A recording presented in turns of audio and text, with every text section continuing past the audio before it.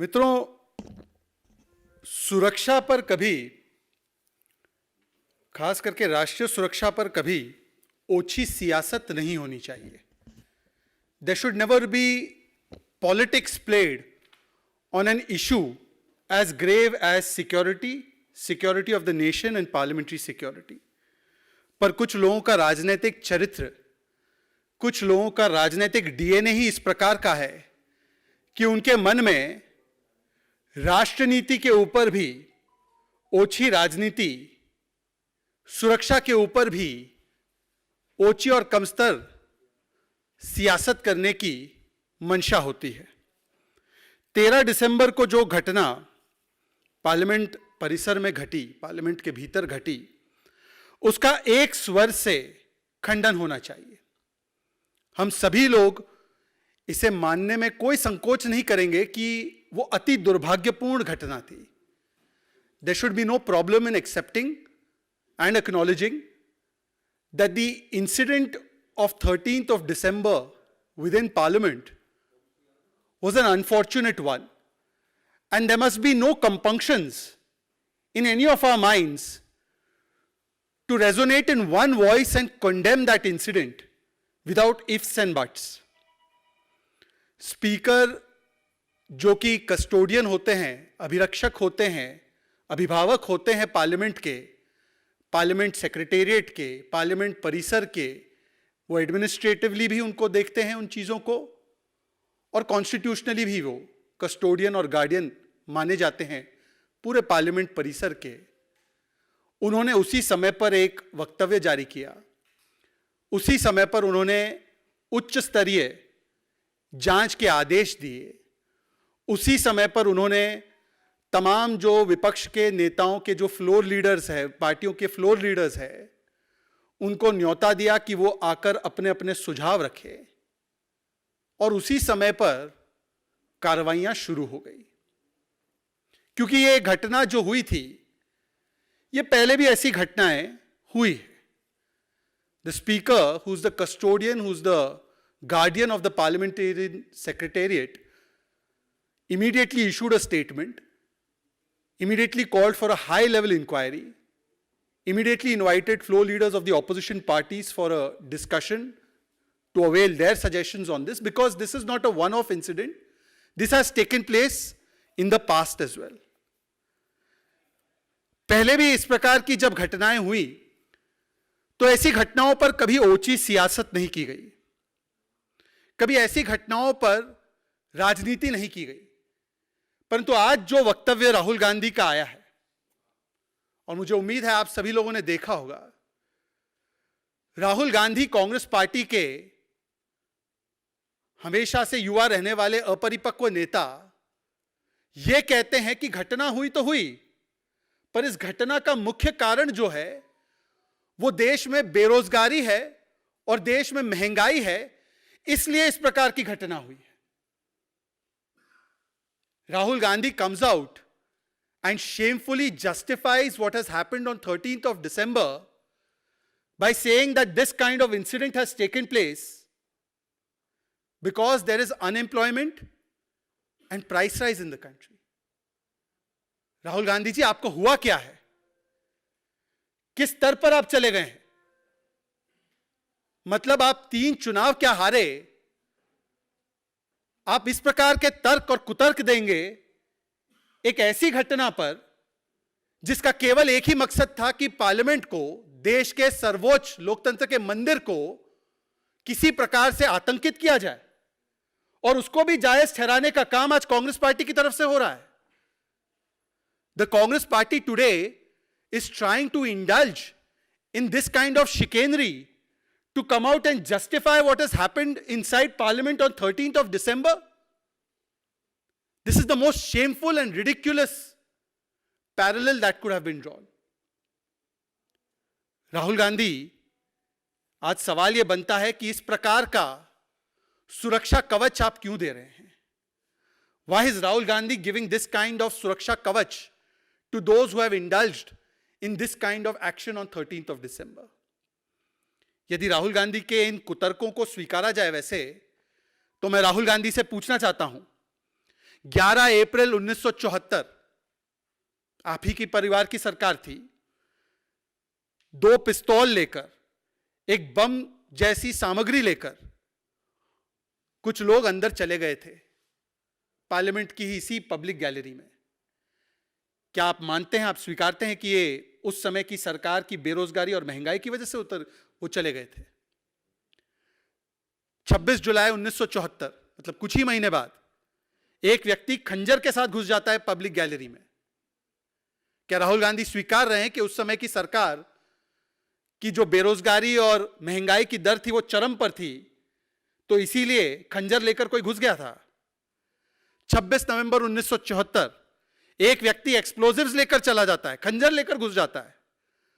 1984 में एक व्यक्ति विजिटर गैलरी में जाकर वहां से कूद पड़ता है, और उस समय की अगर आप प्रोसीडिंग्स देखेंगे, निशिकांत दुबे जी हमारे सांसद ने ये प्रोसीडिंग्स उसको ट्वीट भी किया है, तो उसमें केवल एक वार्निंग देकर, मात्र एक शाब्दिक वार्निंग देकर उस व्यक्ति को छोड़ दिया जाता है। 1994, 1994, ये सब उन्हीं की परिवार की सरकारें या उन्हीं के पार्टी के लोगों की सरकारें। 2 लोग पब्लिक गैलरी में हुड़दंग मचाते हैं। ऐसी घटनाओं की फहरिस्त बहुत लंबी है। 2004 से लेकर 14 के बीच में भी ऐसी कई सारी घटनाएं हैं जहां पर पार्लियामेंट के पब्लिक गैलरी में या पार्लियामेंट के भीतर इस प्रकार की सिक्योरिटी ब्रीच हुई।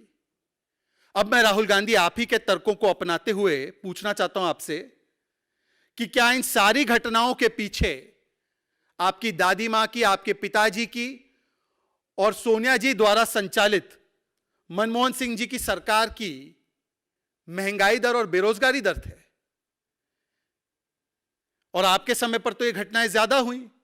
हालांकि मैं इस प्रकार से किसके समय पे कितनी घटनाएं हुई इसमें नहीं जाना चाहता था, परंतु यदि इस प्रकार का कुतर्क दिया जाएगा, if this is the justification which will be given for such kind of action that has taken place on 13th of December, then one must ask that the incidents that took place in 1974 3 times in 1 year, in 1984, in 1994, and between 2004 and 14, is that evidence of the high inflation and high unemployment rates in the country? क्या राहुल गांधी जी ये कहना चाह रहे हैं कि यदि किसी को लगे कि देश में बेरोजगारी है या उसको रोजगार नहीं मिल रहा है, तो उसको कैनिस्टर उठाकर पार्लियामेंट के भीतर घुस जाना चाहिए और वहां से उस कैनिस्टर स्मोक बॉम्ब को खोल देना चाहिए? क्या राहुल गांधी इस प्रकार की घटनाओं को बढ़ावा दे रहे हैं? क्या राहुल गांधी प्रोवोक करना चाह रहे हैं? Is Rahul Gandhi now down to inciting people and giving them ideas and suggestions that if you feel aggrieved about a particular political narrative, then you must also take a smoke bomb in your hand or a smoke canister in your hand and enter inside parliament? Is that the suggestion that Rahul Gandhi is giving?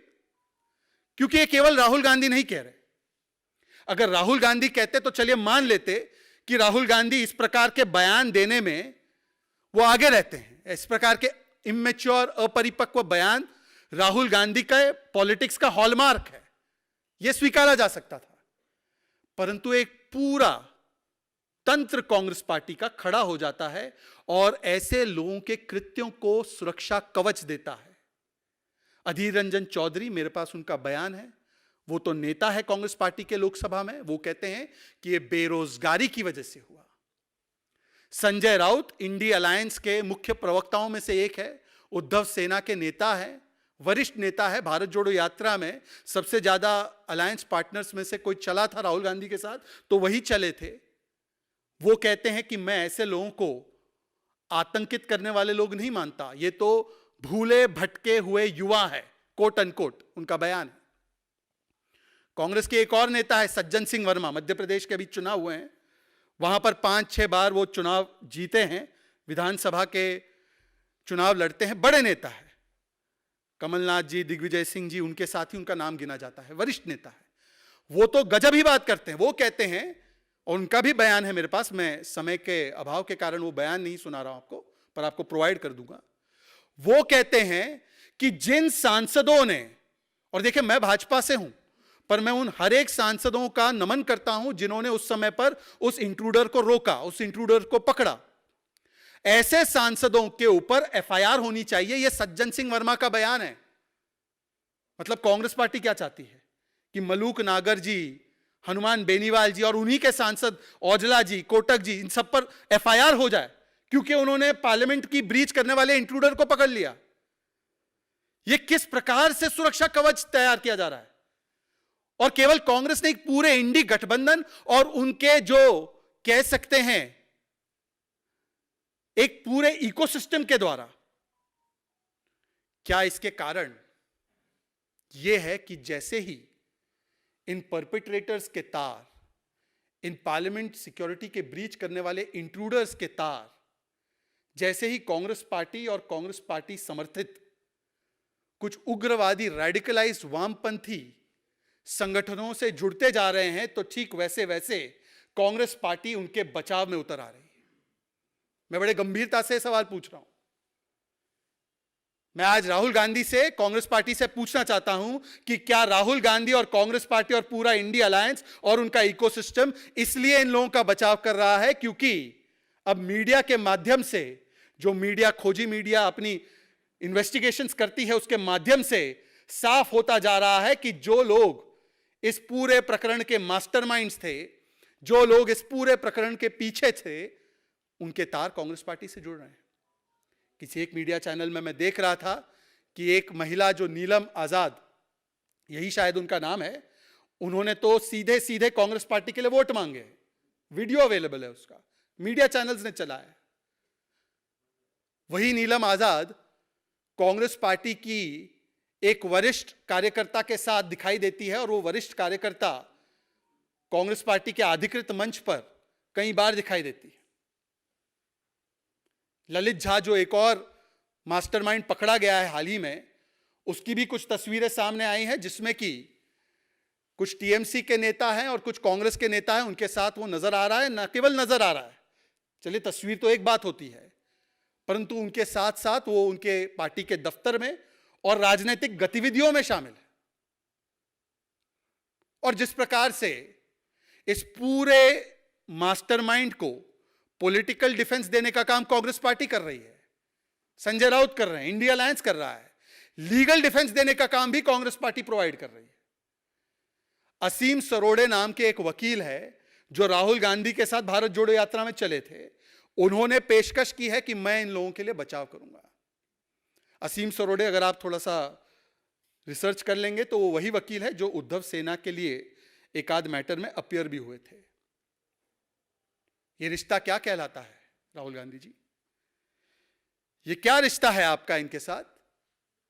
क्या इसी रिश्ते के कारण Congress party और उसका ecosystem आज जिस प्रकार से ओछी सियासत भी कर रहा है, जस्टिफाई भी कर रहा है इनके एक्शंस को भूले भटके नौजवानों की किए गए कृत्य बता रहा है, या इनके नेता कह रहे हैं कि ये तो बेरोजगारी की वजह से इस प्रकार की घटना को अंजाम दे रहे थे, तो आज कांग्रेस पार्टी और पूरे इंडी गठबंधन से मेरा सवाल है कि ये रिश्ता क्या कहलाता है इन अपराधियों के साथ? और कांग्रेस पार्टी हमेशा ऐसे तत्वों के साथ क्यों खड़ी हो जाती है? 13 दिसंबर की डेट पर यह पार्लियामेंट ब्रीच हुआ 2023 में। इनके ब्रीच करने वाले इंट्रूडर्स के साथ कांग्रेस पार्टी खड़ी, और 13 दिसंबर 2001 में जिसने पार्लियामेंट में हमला किया अफजल गुरु, उसके साथ भी कांग्रेस पार्टी खड़ी थी।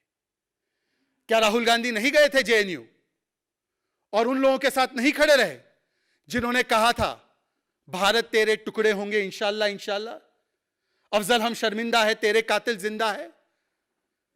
तो राहुल गांधी जी और कांग्रेस पार्टी, चाहे 13 दिसंबर 2001 का मास्टरमाइंड हो अफजल गुरु, या 13 दिसंबर 2023 का मास्टरमाइंड हो, इन सभी लोगों के लिए आपका दिल क्यों पसीजता है? इन सभी लोगों के लिए कांग्रेस पार्टी सबसे पहले आकर सुरक्षा कवच क्यों प्रदान करती है? इन सभी लोगों के लिए आकर कांग्रेस पार्टी और उसका इकोसिस्टम बचाव की मुद्रा में क्यों आ जाता है?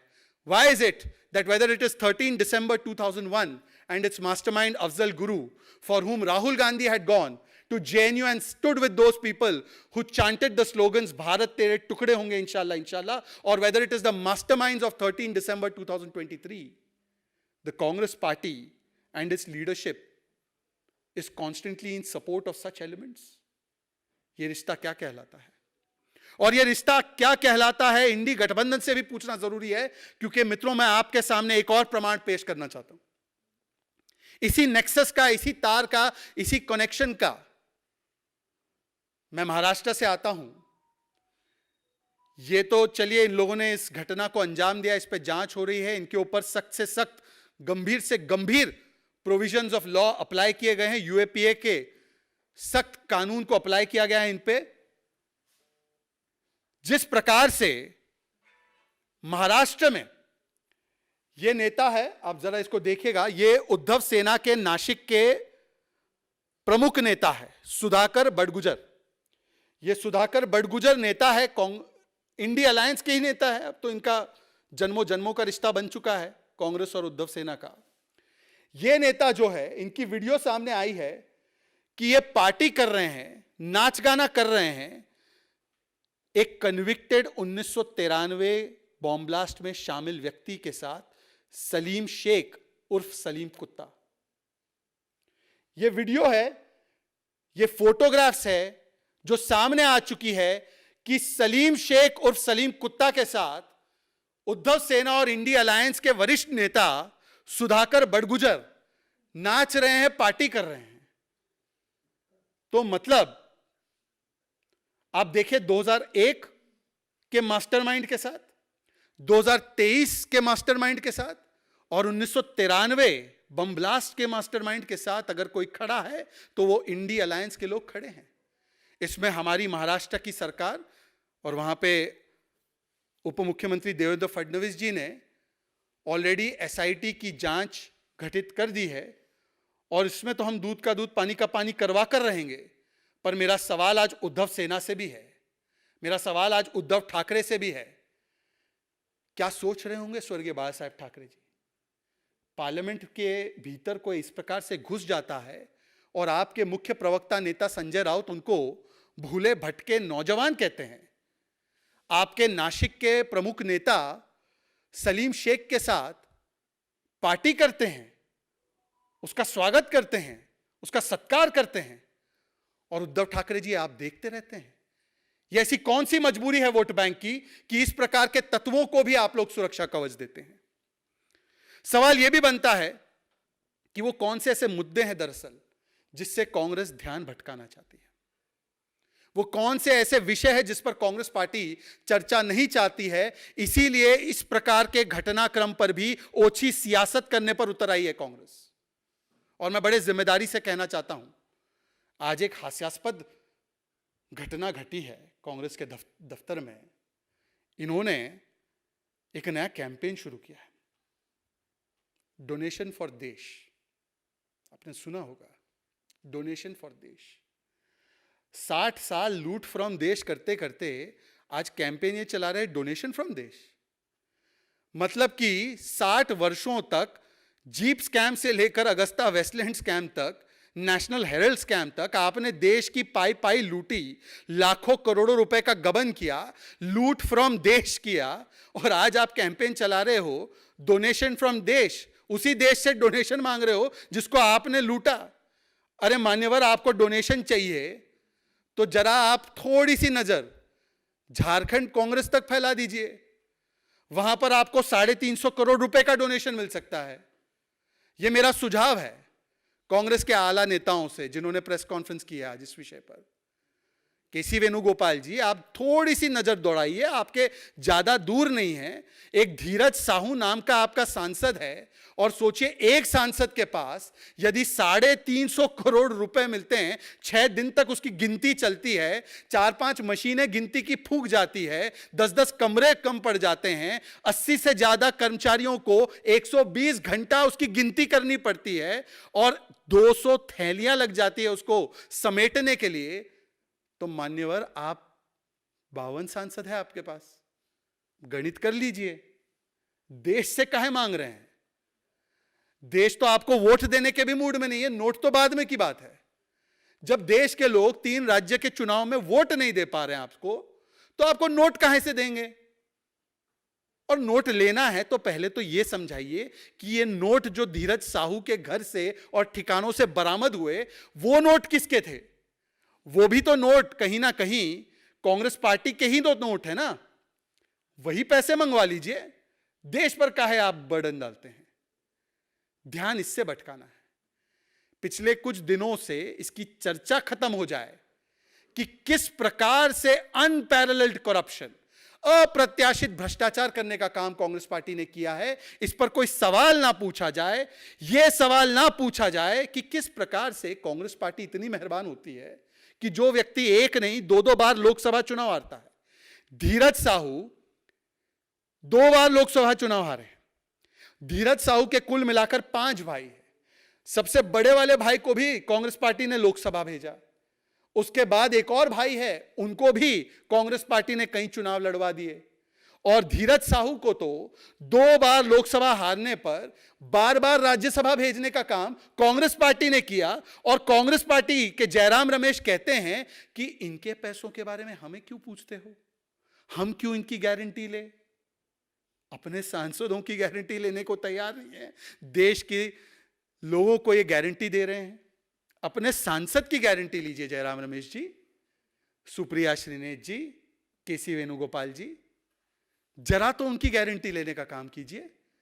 एफिडेविट में मान्यवर ने लिखा था कि मेरी कुल एसेट्स 34 करोड़ है। मान्यवर ने लिखा था मेरी कुल आय, वार्षिक आय 1 करोड़ रुपए है। 1 करोड़ की आय वाले व्यक्ति के पास 350 करोड़ रुपए मिलते हैं, परंतु कांग्रेस पार्टी कहती है हम इनकी गारंटी क्यों ले? और इस पूरे प्रकरण से ध्यान भटकाने के लिए, किसी प्रकार से इन बातों को दबा दिया जाए, इसके लिए कांग्रेस पार्टी एक पूरा का पूरा षड्यंत्र के तहत एक सुनियोजित ढंग से इस पर सियासत करती है, इस घटनाक्रम पर सियासत करती है। और एक भी सवाल का जवाब नहीं देती है कि कांग्रेस का पूरा इकोसिस्टम इन लोगों को मासूम बेरोजगार बच्चे बताने पर क्यों उतावला है। वैसे कांग्रेस से यह अपेक्षित भी है। इन्होंने तो अफजल गुरु को हालात का मारा, याकूब मेमन को बेचारा, और क्या क्या आतंकवाद के पैरवी करते हुए 26/11 को ये पाकिस्तान ने नहीं, ये हिंदुओं ने किया था, ये आरएसएस की साजिश थी। इस प्रकार के कुतर्क देने का काम यदि किसी ने किया है तो ये कांग्रेस पार्टी ने ही किया है। इसीलिए आज सवाल कांग्रेस पार्टी है कि ऐसी कौन सी बात छिपाना चाह रहे थे जिसकी वजह से आप इस प्रकार की सियासत पर उतर आए, पार्लियामेंट की सिक्योरिटी को लेकर भी। क्या आप जवाब देंगे कि क्या रिश्ता है आपका इन लोगों के साथ? क्या आप जवाब देंगे कि धीरज साहू से ध्यान भटकाने के लिए इस प्रकार के घटनाक्रम को आप सियासी रंग दे रहे हैं? इस प्रकार के घटनाक्रम करने वाले लोगों को आप सियासी संरक्षण दे रहे हैं? मित्रों, एक और ऐसी घटना है जिससे कांग्रेस पार्टी ध्यान भटकाना चाहती है, और वो घटना बेलगावी में हुई, कर्नाटका में। मित्रों, कांग्रेस पार्टी का एक मॉडल बन चुका है। राजस्थान में क्योंकि अभी चुनाव हुए हैं और वहां पर चुनाव खत्म हुए, तो आपको पता है कि मुख्य मुद्दा अगर कोई रहा तो राजस्थान में महिला सुरक्षा, और जिस प्रकार से महिलाओं के साथ 5 वर्षों में अशोक गहलोत की सरकार के तहत महिलाओं के साथ उत्पीड़न हुआ, और खास करके शोषित, वंचित, पीड़ित समाज से आने वाली महिलाएं हो, चाहे वो आदिवासी हो, चाहे वो दलित महिलाएं हो, उनके ऊपर जो घटनाएं घटी, वो घटनाओं को देखकर राजस्थान की सरकार को बाहर का रास्ता दिखा दिया गया। आज वही मॉडल महिला असुरक्षा का, महिला उत्पीड़न का आज कर्नाटका में भी देखने मिल रहा है कि हाई कोर्ट को कहना पड़ रहा है, और मैं कोट कर रहा हूं हाई कोर्ट को, this incident shocks our conscience. यह घटना हमारी अंतरात्मा को झंझोर देती है। ऐसी घटनाक्रम द्रौपदी जी के साथ भी नहीं, द्रौपदी जी के चीरहरण के सामने भी यह घटना और शर्मनाक मालूम होती है। This is more heinous than the incident that has taken place with Draupadi ji.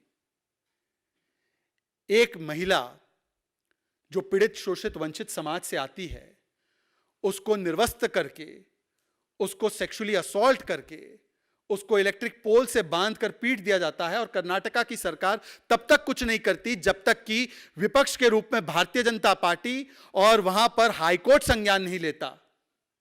आज सवाल यह बनता है कि भारतीय जनता पार्टी की वरिष्ठ महिला नेत्रियों की एक फैक्ट फाइंडिंग टीम तो वहां पहुंच गई है। प्रियंका वाड्रा जी, आप कब जाएंगी? When will Priyanka Vadra speak out और speak up about the Belgavi incident that has taken place and has shocked and shamed the entire nation. The High Court has come down heavily on this. The High Court has said that such an incident shames the conscience. The High Court has said that even Draupadi's Chirharan was less heinous than this act. Priyanka Vadra ji, what stops you from tweeting about this and asking Siddaramaiah government any question? आप राजस्थान में भी केवल सियासी पर्यटक और केवल tourist बनकर रणथंबोर गई, किसी पीड़िता के पास नहीं पहुंची। करौली में, भीलवाड़ा में आज कम से कम इस महिला के पास पहुंचेंगी। भारतीय जनता पार्टी की वरिष्ठ फैक्ट फाइंडिंग टीम जो है वो उनके पास है, उनके साथ है, और इस पूरे घटनाक्रम के पीछे जो जो बातें हैं वो हमारी नेत्रियां आपके सामने जरूर साझा करेगी। परंतु आज सवाल राहुल गांधी और प्रियंका वाड्रा के मौन पर है, और क्या इसी मुद्दे से और धीरज साहू के मुद्दे से ध्यान भटकाने के लिए ही इस पूरे घटनाक्रम को अंजाम दिया गया, जिससे कि इन लोगों को सुरक्षा कवच भी दिया जाए और इस पूरे मामले पर ओछी सियासत किया जाए? इस सवाल को मैं आपके सामने रखना चाहता हूं। एक खबर आप लोगों के माध्यम से बिहार से भी आई है। बीपीएससी के एग्जामिनेशन में जो मुझे बताया गया है, आप लोगों ने इसको अपने चैनल्स पर चलाया है, बड़ी मज़ेदार बात है कि 15 दिसंबर को आयोजित बीपीएससी के शिक्षक भर्ती परीक्षा, जो टीचर्स की रिक्रूटमेंट एग्जाम है, उसमें एक सवाल आता है कि इंडी अलायंस, INDI अलायंस के फुल फॉर्म को बताइए। ये उन लोगों से, उन अभ्यर्थियों से पूछा जा रहा है जो लोग इस एग्जामिनेशन के लिए अपियर कर रहे हैं, उनसे ये पूछा जा रहा है। मज़ेदार बात है कि टीवी के अलावा और ऐसे पेपर्स के अलावा इंडी गठबंधन कहीं दिख नहीं रहा। जब इंडी गठबंधन का ये नाम तय हुआ था, इंडी अलायंस, तब भी आप में से कुछ वरिष्ठ पत्रकारों ने उनके वरिष्ठ नेताओं को पूछा भी था कि ये INDI अलायंस का फुल फॉर्म जरा बताइए। तो एक डेमोक्रेटिक बोल रहा था, कोई डिप्लोमेटिक बोल रहा था, कोई डेवलपमेंटल बोल रहा था। इस प्रकार के भी कंफ्यूजिंग स्टेटमेंट्स उन्हीं के नेताओं से आए कि उनके नेताओं को भी पता नहीं था कि ये INDI क्या है। हिंदी में तो उन्होंने वैसे कुछ बनाया ही नहीं था, केवल इंग्लिश में ही कहकर छोड़ दिया था उन्होंने। सवाल ये बनता है कि शिक्षा का सियासीकरण किया जाएगा। पहले शिक्षा का सांप्रदायिकरण किया गया कि हिंदुओं के जो त्योहार है उनकी छुट्टियों को रद्द कर दिया जाए, खत्म कर दिया जाए। मतलब किस प्रकार से शिक्षा में सांप्रदायिक एलिमेंट लाना, छुट्टियों को भी हिंदू मुस्लिम के चश्मे से देखकर हिंदुओं के पर्वों की छुट्टियां काट देना, और अब सांप्रदायिक एंगल लाते लाते सियासी एंगल भी शिक्षा में। यह बिहार में चल क्या रहा है? ना कानून व्यवस्था ठीक से चल पा रही है नीतीश राज में, और शिक्षा व्यवस्था का भी क्या कहना। मुझे लगता है कि कम से कम अगर इंडी अलायंस को अपना फ्यूचर बनाना है या कुछ करना है, तो इस प्रकार के एग्जामिनेशन में सवाल डालने से बेहतर यह होगा कि यह बता दे कि इंडी अलायंस मिलेगा कब, और मिलेगा तो लोगो आएगा कि नहीं आएगा, और लोगो आए या ना आए तो लोगों के लिए क्या करना है वो नीति निर्धारित करेंगे या नहीं करेंगे। और नीति निर्धारित नहीं कर पा रहे हो तो कम से कम कोई नेता वेता तय कर पाओगे या नहीं कर पाओगे। क्योंकि अगर उत्तर से लेकर दक्षिण तक देखा जाए तो कहीं पर पंजाब में और दिल्ली में आम आदमी पार्टी और कांग्रेस पार्टी लड़ रहे हैं, बंगाल में तृणमूल कांग्रेस और लेफ्ट और कांग्रेस लड़ रही है, उत्तर प्रदेश में समाजवादी पार्टी और कांग्रेस पार्टी एक दूसरे को कभी चिरकुट कभी छुटवैया कहती है, तमिलनाडु की सरकार और कर्नाटका की सरकार है एक ही इंडी गोत्र की सरकार, परंतु एक दूसरे के खिलाफ पानी को लेकर लड़ रही है। उससे और दक्षिण में जाइए तो केरल में, वहां पर लेफ्ट के नेता कहते हैं कि राहुल गांधी वायनाड से ना लड़े, वहां पर कभी पिनराई विजयन जी की बेटी को भ्रष्टाचारी कह लेते हैं कांग्रेस वाले, कभी उनके ऊपर सवाल उठाते हैं सबरीमाला और बाकी चीजों पर लेकर, और कभी वहां के नेता पिनराई विजयन कांग्रेस को सांप्रदायिक घोषित कर देते हैं। इस प्रकार का तो इनका अलायंस है, ना मिशन ना vision, only commission, only corruption, only division, only ambition and only disruption. इन मुद्दों के अलावा अगर और भी कोई मुद्दे हैं आपके सामने तो आप सवाल पूछ सकते हैं।